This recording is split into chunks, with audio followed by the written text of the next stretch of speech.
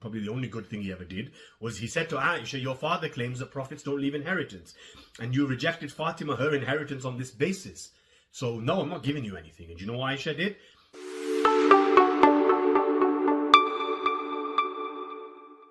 Fatima salamullah alayha said to Abu Bakr, you have taken Fadak from me.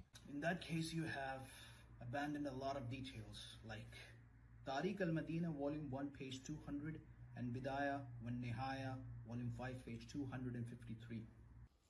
So firstly, he's quoting two Sunni books whilst replying to a Shia.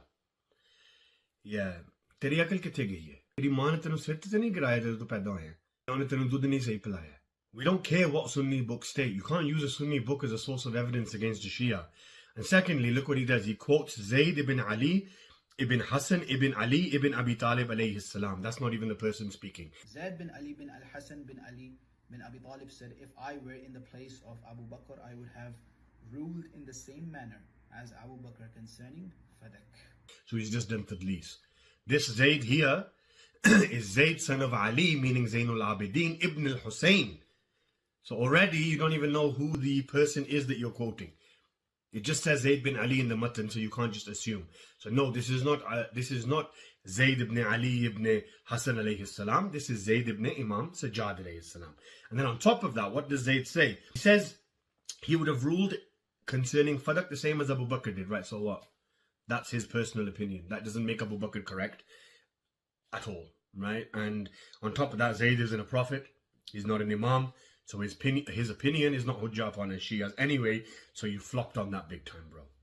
Likewise, Imam Qurtubi writes in Al-Mufhim, volume 3, after Abu Bakr, Umar and Uthman, Ali never changed any of what Abu Bakr decreed, regards to Fadak.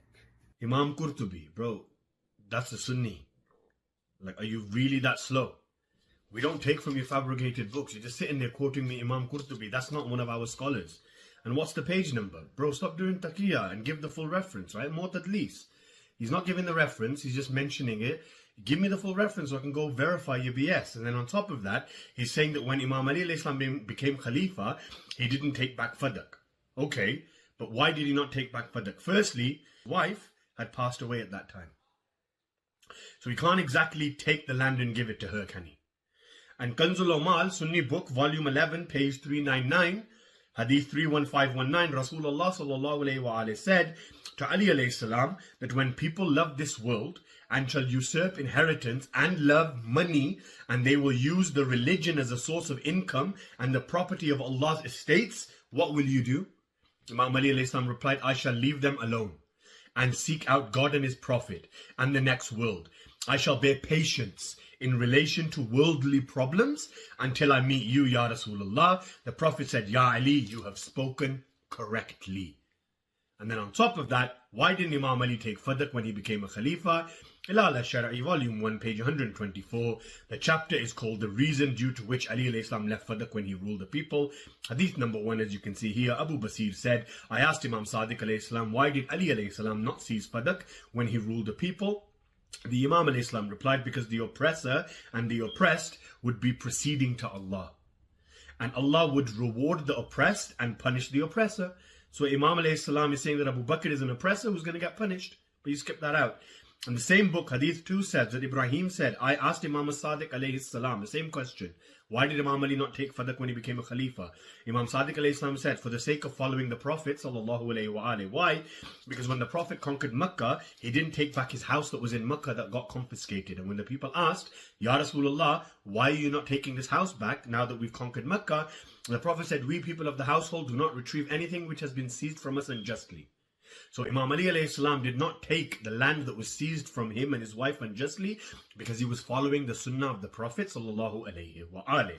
And if you try and say that Imam Ali agreed with Abu Bakr in his decision, I quote you Sahih Muslim 1757c, where Umar ibn al-Khattab said, Imam Ali alayhi salam and his uncle Abbas thought Abu Bakr to be a liar, sinful, treacherous and dishonest.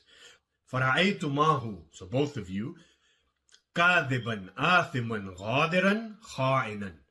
That Imam Ali thought of Abu Bakr to be a liar, sinful, treacherous and dishonest. This was Imam Ali's opinion of your Siddiq. And we look here at Rawdatul Kafi, page 59, Sermon al-Fatan wal-Bid'ah. Imam Ali alayhi salam says about Abu Bakr and Umar and Uthman, the Caliphs before me intentionally practiced such acts in which they went against the Prophet sallallahu alaihi wasallam and they changed his sunnah. Maybe it's a fake hadith because it's not narrated by a fish or a donkey if no. What do you mean, fish?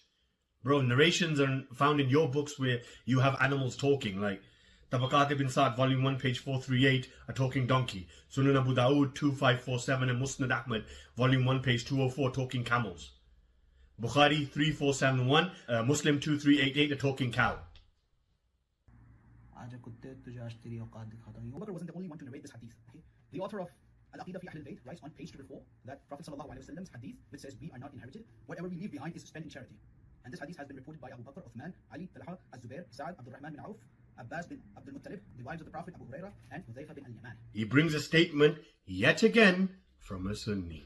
This is getting embarrassing, bro. So page 443 and page 444. So the book is literally a book written by a Sunni against the Shias, and he's using it as a proof against the Shias. Page 443 and 444. He quotes the arguments that we Rafida present to deny Abu Bakr's made-up hadith, and Imam Majlisi said this hadith was fabricated by Abu Bakr and it has no authentic basis.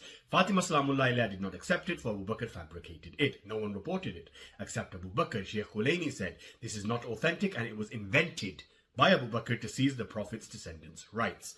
Also on page 444, he lists the names of other people that quoted this hadith and claims it is not a solitary report. Ya Ahmak.